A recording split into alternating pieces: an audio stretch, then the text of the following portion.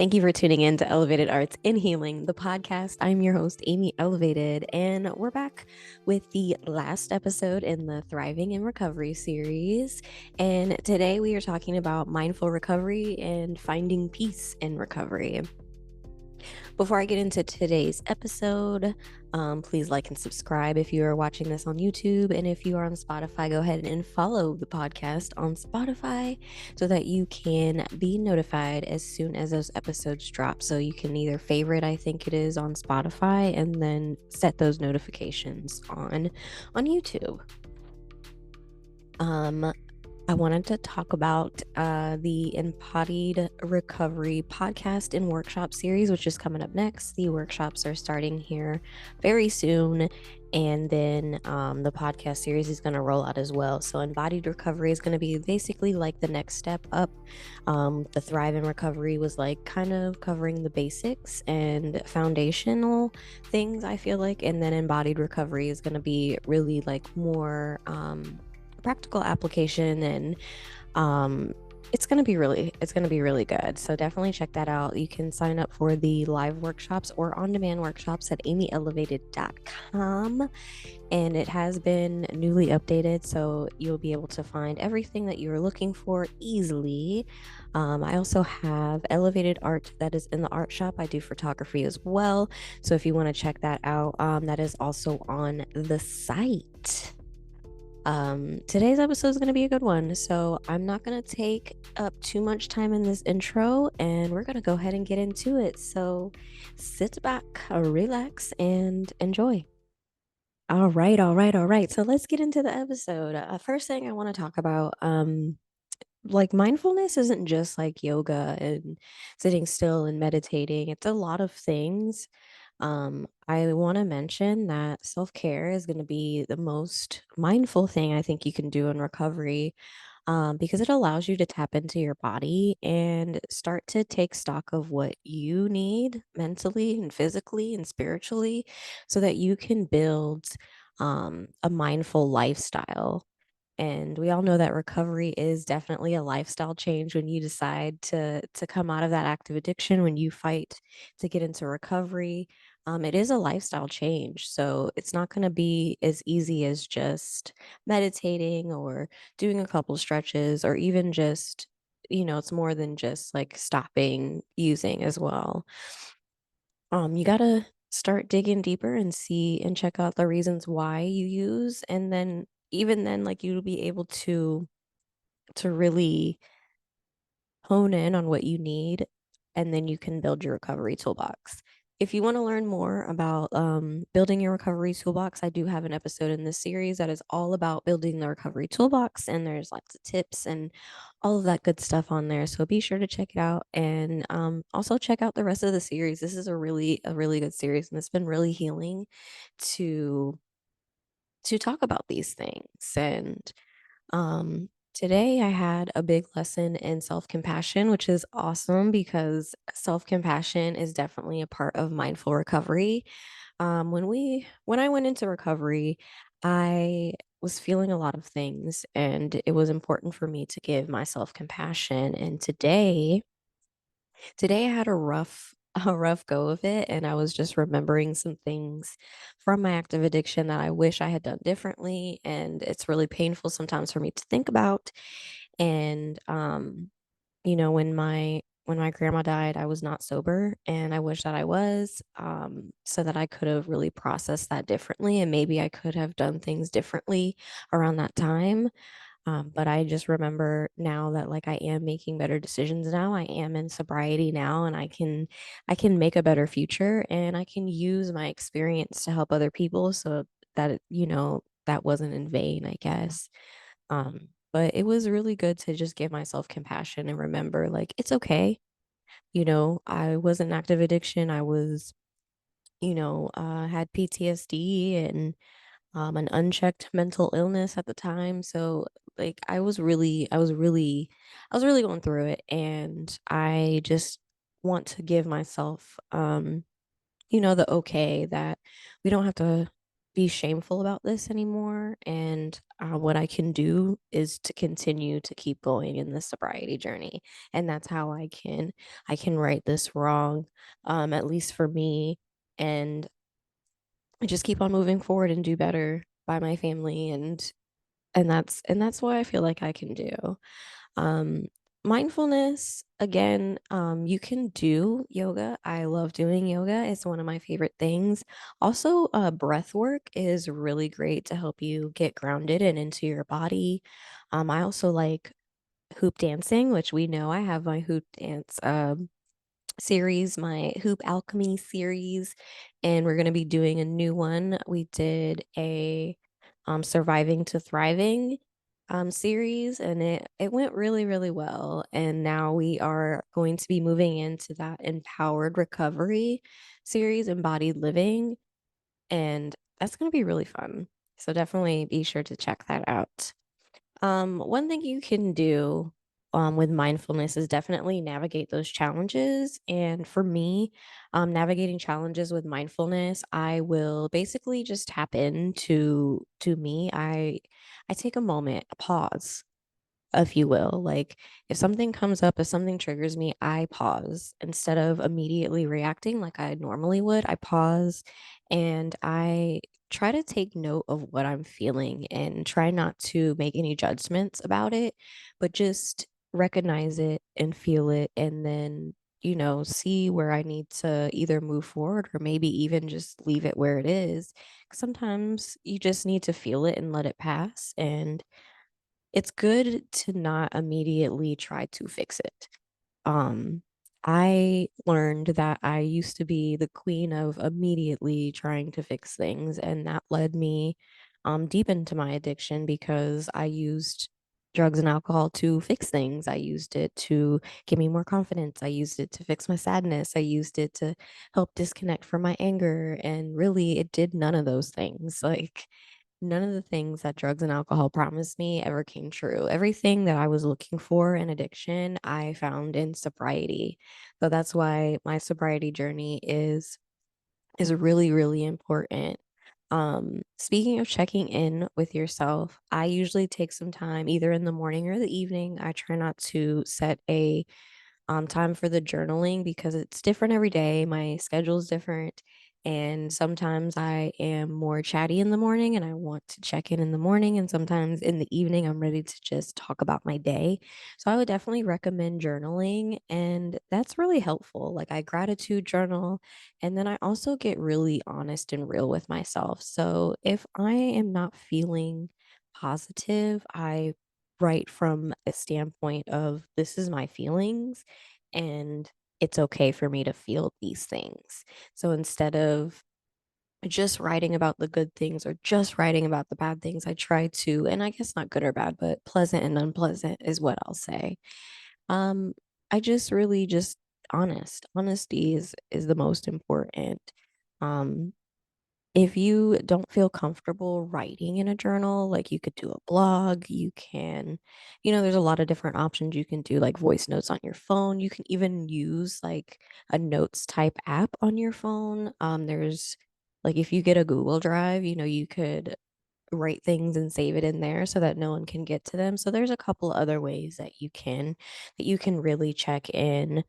Another way that I use mindfulness is in my planning. And I know that sounds a little different from maybe what you were expecting, but I realize that when I plan things that I'm able to show up more and it actually eases a lot of mental stress, which gives me extra mental space to be able to show up and like show out. And I've also noticed that once I figured out a way to schedule for that works for me, that works for everything that I'm trying to do, like I'm able to even like do a little bit more without it feeling overwhelming. So I'm really excited about that and I'm actually really proud of myself for sticking to it. Exercise has been a way that I've been mindful because I want to be able to, move my body around. I want strength. I want to be healthy and it doesn't have to be anything like ridiculously strenuous or hard. Dance workouts are my favorite because it's fun and like you really work out. Like you can feel it afterwards. So not even just hoop dancing, but things like Zumba and all of those things. So definitely, find something that works for you, that is fun for you. And then also, I would suggest like doing different types of movement. Sometimes I want to do yoga. Sometimes I want to do hoop dance. Sometimes I want to do kickboxing. So it really depends on the mood I'm in and how my body feels. So I definitely always try to take note of how my body feels. And I also make sure that I give myself rest days. And if my rest days are not on the days that I plan, I just move some things around because, like, our bodies just don't work on a schedule. There's not really a way that you can do that. But what I've tried to do is just tap into my body's schedule, try to figure out what it is, what it likes, how I feel, um, like with my sleep pattern, sleep is so important in recovery, and I think that's a very mindful thing to think about because the more rest, not the more, the better rest that you have, the better you're gonna feel, and the better you feel, the better you show up, and it's just like a snowball effect. So definitely getting some good sleep. And for me, I had to figure out what sleep schedule was best for me. Um, for a long time, I wanted to be a 5 a.m. girly, and I just don't feel good waking up any earlier than like 7:30. And it bothered me for a long time because I'm like, oh, I want to get up at 5 a.m. and go to the gym. And that just wasn't my thing. Like, I get up at like 7:30, 8 o'clock. I give myself some time in the morning and then I go for a walk or I do a workout. And then if I don't do a workout in the morning, I work out in the afternoon. Afternoon for me is like the best time to work out. My body's nice and strong. I've eaten, I have energy, I'm hydrated, and I can do my workout and you know, care for myself and get back to my day. So I really like doing that. And I also like um taking a break from working and working out and just like listening to my music and kind of tapping in. That's another way that you can do mindfulness. You can do mindful movement. I'm not someone who can sit still really. I think it has a lot to do with um just having a lot of energy, and I don't know if it's from the bipolar or not, but I've always just been a person that just doesn't have, I can't sit still. I'm always moving, I'm always fidgeting, I'm always doing things like that. So I have just adjusted to, if I'm meditating, it'll be during a yoga session or during a hula hoop session. Hula hooping has been my movement meditation for a while. It helps me clear my mind.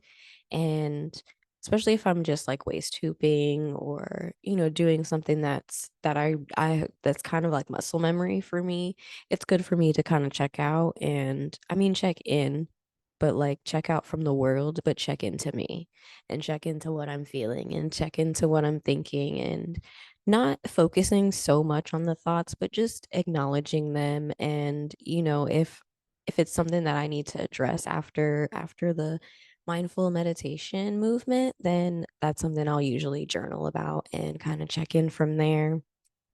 I think it's important to cultivate inner peace and recovery, um, because a lot of us are coming from chaos, and addiction is chaos. And a lot of my drinking and using was because I didn't have inner peace, and I let people kind of throw me off from my inner peace. And I had environments that weren't conducive to really tapping into my peace. So for me, changing the people, places, and things was a really helpful, especially in my early recovery. I was away from my normal places, so I couldn't get what I needed from anybody because I didn't know anybody and I just didn't feel comfortable trying to seek anything out in a place that was unfamiliar to me. When I went to Maryland, I stayed with a relative, and um essentially I felt like that was rehab for me. It wasn't really like anybody that was like guiding me through, and I wasn't doing like the step work or anything, but it was enough for me to get sober, and I spent a lot of time in the nature, because it was beautiful out there in Maryland. And then I did a lot of journaling. I did a lot of journaling and I did a lot of introspection and really just like seeing what happens and then seeing what happens if I don't drink or use through it. And that was really great. And then I could hula hoop, if things got too much. And I don't know, I don't remember having cravings during the first 30 days because I was really busy. I didn't have anywhere to stay. I was actually studying to get my group fitness instructor certification, which was awesome. I love learning. So that was, I think, a really good distraction for me, and it wasn't hard. It was it's on I'm not going to say it wasn't hard, but it was easy for me to do because it was online and it was also self-paced, so I could do it in between trying to look for a job and all of those things. And, I was working after that and I found the kickboxing job. And then I think I was really in there. I had hit my 90 days and I was like, yeah, I'm going to be sober forever. Because the first 30 days was really just like, I just need to not drink. And I had tried to get sober previously, but at that moment, I don't think I was thinking about that completely. But there was something inside of me that was like, hey, don't drink. You shouldn't drink. You shouldn't do any of this. Like, just take a step back. So I did that. I listened to myself, and I'm really glad that I did. Once I hit 30 days, it was a game. It was a game for me. I turned it into a game. How far can I go with this? I like to win. How far can I go with this? And then, like I said, I hit that 90 days, and it was like, yo, I'm going to just try to stay sober forever. And it's important to do that self-work. Really like finding that self-awareness, taking accountability, giving yourself self-compassion and being kind to yourself. Talk to yourself in a kind way, especially when you are experiencing maybe a mistake that you made, or you did something that maybe was uncomfortable. Like, those are the most important times. Like, definitely show up for yourself and be kind to yourself. I know, for me, there's been plenty of situations that would have been different, especially when I was younger, if the adults in the situation would have just been kinder to me. Also, like, I've been in situations that, other people just weren't kind to me and it would have made a difference. So I usually definitely try my best to show up with kindness and compassion. And the way I'm able to do that without draining myself is self care. Taking care of myself, making sure I rest, making sure I charge my battery, making sure I fill my cup so that I can show up, and also putting boundaries. So if I don't feel like I can show up, I can say no. And if I don't want to do those things, I'm also going to say no. Like, saying no is a big deal. When I first This is before I got sober, when I was in the mental hospital, this was my second trip, and I was in a group meeting and we talked a lot about boundaries. And that was the moment that I knew, like, okay, this is what I needed to hear. Like, I need boundaries. This is why everyone in my life has sucked me dry. And I'm not going to say like there weren't people who didn't take advantage of me, but there was a plenty of people who did because I let them, because I let them run all over me. I had no idea what boundaries really were besides physical boundaries, but there's time boundaries, financial boundaries, there's emotional boundaries. There's a lot of different boundaries that I needed to learn about to live a better life. And that was, I think, the start, really, because I started placing those boundaries down and I had more room to make peace for myself. I had more room to take a look about, like, what was going on in my life, and just take stock and like really start to see where I can make improvements. And I was honest with my therapist, and I also got on the meds that I needed to be on. So that was really helpful as well. Um, in building my inner peace and being super mindful. So, like, now when I am not feeling it, I usually go right in that recovery toolbox and see what I can do. There are some days that my depression or my mania has me kind of a little wonky. Um, and even if I get like really sad and I just kind of want to sit in it, I give myself a moment. And, even if it's a few moments, I give myself that. But then I'm also like, okay, I'm going to give myself this time and then I'll see how I feel and we're going to do something else. So even if I get into that, I try not to go immediately to like scrolling on my phone or um other things that I could possibly replace what drinking and using were for me. And I give myself a time limit. If I'm going to play my game to kind of like clear my head, I get like 10 minutes, especially if I know I have other things to do. And then I set the timer. And after the timer goes off, I do what I need to do. And that actually helped me build more trust in myself. And that is important too. So, setting those things that you want to be doing, setting those goals, and then doing what you can to do that when you show up for yourself, every time you show up for yourself, it is going to help build that self trust. And when you trust yourself, it's actually going to open you up to being able to trust people to be close to you to build those meaningful relationships. And then, the work that I did on boundaries then also helped me, keep boundaries even with the people that I want to spend all the time with and do all the things with, because it's important that everybody gets their space, but also like you want to show up in the capacity that you can so you're not overextending yourself and then draining your cup because you're overextending and then you feel resentful and then like it's like a whole snowball in the other direction. So just seeing what it is that you need, and also once you kind of figure out what you need, then you can help other people help you because we all need help sometimes. So I think maybe that too, community would be part of being mindful and something that you can definitely put in that recovery toolbox. Um, so I don't know, like this series has been really therapeutic for me and also kind of enlightening for me because I've been able to see what I need, and I've also been able to talk about my experience in these things, and it's helped me realize like I know more than I think I do, and I've learned a lot more than I think I have, and I'm doing better than I think I am just going through the things in this surviving to thriving. What was it? Thriving in recovery series. I'm gonna get it. I have a lot of things going on. So yeah. So I realized like I'm really on the track to thriving. Changing my mindset was also crucial to finding my peace. Gratitude helps me stay grounded in my peace because life be life in.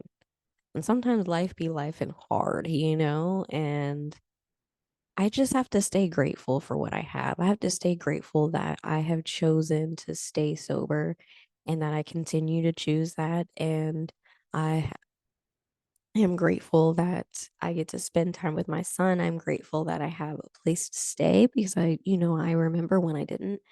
I'm grateful that I have my health and my abundant energy, and I'm grateful for this podcast, and I'm grateful for all of you listening who have been tuning in, who have been supporting. So I just remember in the hard times when I feel like, ugh, it's just so much going on, what am I grateful for? Even if it's one thing, even if it's I'm grateful for this pillow that fell on the floor, like whatever it is, I choose that. And in my early recovery, it was a little harder for me because I always focus on what was happening to me and all this is bad, this is bad, this is bad. And it's like it felt like everything was piling on. So I had to be really intentional and be like, okay, I'm grateful for this. And even if I couldn't think of anything, I gave myself some time and I would come back and write it in. Because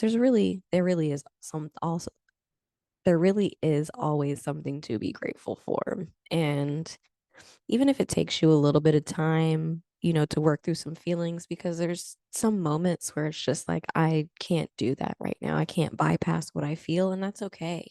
I would say just come back and then, okay, now that I've, worked through this a little bit, I can find something I'm grateful for and bring me back. Sometimes finding something I'm grateful for in the hard times actually does bring me back and ground me. So that's something that you can definitely practice. So just to recap, um, building a mindful lifestyle, you want to give yourself self-compassion. You can use the mindfulness to navigate challenges, being intentional about cultivating your inner peace and setting boundaries around your peace so that you can show up in your best. Good ways to check in. You can journal, you can, record a video diary, you can do a voice note, whatever it is that makes you feel good and helps you express yourself. And remember that self care is number one in recovery. So, definitely, recovery is part of self care, staying sober is part of self care. So, that is your number one priority is making sure that you are okay and that you can stay sober. And there are lots and lots of resources for that. So if you are struggling, definitely reach out so you can get the help that you need. And then even if it's not like a program or anything, there are definitely a lot of sober groups I've noticed now, a lot of online sober groups. So even if you can't attend something in person or you're not comfortable doing it in person, there are so many online groups. I know about the Sober Black Girls Club. That's the sober meetings that I attend every week, and that's something that I have been intentional about doing. I try to do 2 meetings a week just to fit in with what I'm doing, and I definitely put that first and make sure I schedule those in and I schedule around those meetings. And then they have enough meetings that if like I need to do something else at the same time that there is a meeting, I will go to another one that I don't normally go to just to, keep my promise to myself, to show up for myself because I love sharing stories with other people who have been through similar things and I learn something every single time. I'm inspired every single time I show up. So I'm going to keep doing that because it just reminds me to keep going even when things get hard. And isolation made that really hard for me. It just made me feel like things weren't going to get better. It's so dark. I don't know what to do. And now I see that there are other people who have been doing it and I see myself doing it. I'm celebrating myself because like it's something about seeing yourself do something that reminds you when the things get hard, like, hey, I did that. Like this was me. These are all good things. And I try to even look back in my past and say those same things because there were so many things that I was just shameful for and so many things I was running from. And now I can be grateful for that person. I can be grateful for me and I can be grateful for fighting to get here, for, taking it step by step. Like recovery really happens in steps. And, you decide that, enough is enough. And then you start to find resources.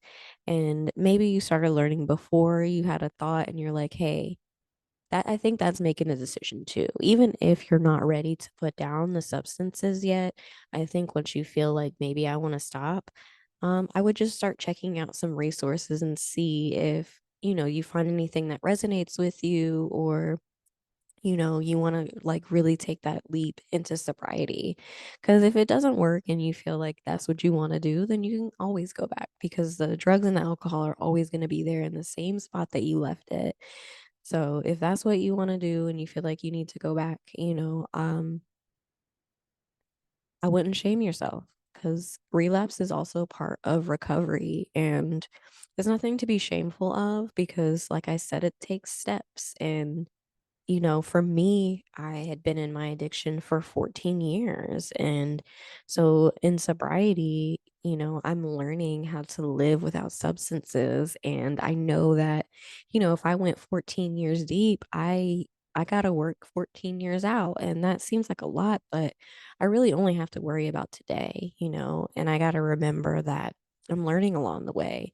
And I honestly, I don't think it'll take 14 years for me to bounce back, but I do know that I have to continuously do the work if I want to stay sober long term. And that is my goal because I'm a better person now. Um, I'm able to show up and be kind. I'm not in pain all the time. I don't know, my mind is a little bit calmer now. And I'm able to really work through hard feelings. I'm able to not feel shameful about crying or feeling sad or any of those things. And it actually helps me show up for myself too. So, like, if I need to, like, back out and take a break, I do that. If I need to bow out because it's too much now, I do that. And I don't feel bad about it. And, also take your days off. Like, I worked myself into a mental breakdown a couple of times because I wanted to be loyal to my job and work because I felt like if I stopped, everything would fall apart. And I mean, my body just really was like, yep, if you're not going to do it, I'm going to do it for you. And that happens at the most inconvenient times. I've just realized that self care proactively works better than retroactively. So I try to continuously do self care. And then when I really can see that things are sliding, I immediately start to put my tools in place and tap into what it is I'm feeling and what do I need. And I immediately try to get that going. So we talked about a lot of things today. So I hope that you were able to get a little something from this episode, even if it's just one thing. I'm really glad that I got to put this out. One thing I will mention before we get off of here, the membership space is coming soon, so definitely keep an eye out for that. If you got any ideas, if you want to donate to help get that space up, you're able to do so. Not required, but always appreciated. And also, if you like what you have here, or what we have here on the podcast, definitely check out the blog. The blog is on amyelevated.com, and I write a lot of things that correlate to what we speak about and also some of my personal experiences and feelings and things like that, and adventures and all of that. So it's a really fun blog. I would definitely check that out, and you can subscribe to get those posts sent to you. And I also talk about, my series, my hoop alchemy series and what it means to me. And I introduce new things on the podcast and new products that we have in the shop. Speaking of products in the shop, the Empowered Consistency Workbook is available in the shop for you. And then I do have a series of ebooks that are designed to help you in your recovery and your fitness, and just to help you tap in to see how you can be more consistent and help you build that consistency muscle to really get you started. And then you can build on top of that foundation. There's going to be more empowered consistency workbooks coming out because I did basically like a foundational one. And I think the next one that's coming out is going to be similar to the embodied recovery series that is about to start. Um, so definitely check out that. Be sure to subscribe and all of that. And I'm excited to do some empowered living series, and I hope that you enjoyed this thriving in recovery series. Surviving to thrive. No, this thriving in recovery. I know I did that a couple times, but yeah. So the Thriving in Recovery series, if you are just tuning in to this episode, definitely go back and watch all of the episodes. There's so much good information in there and so many things that I feel like would be good to hear. And then if you want to share your experience with me, you're more than welcome to. I am on Instagram, and it is elevated underscore A, the letter N, and the letter H for Elevated Arts and Healing. My DMs are always open, and if you would like to contact me, you can send me in. You can send a email, and then I'll be able to get back to you after it gets through. Support at amyelevated.com, and you can share your story, or if you have any recommendations, or if there's anything that you would like to hear on the podcast, I would definitely like to know, so I can definitely bring up some things and talk about some things and have some conversations that I feel like are very beneficial for not just recovery, but healing and all of those things. So definitely check that out. Check out amyelevated.com and check in with yourself and see what you need and care for yourself. And with that, I say, love yourselves. make good decisions, and I will see y'all later.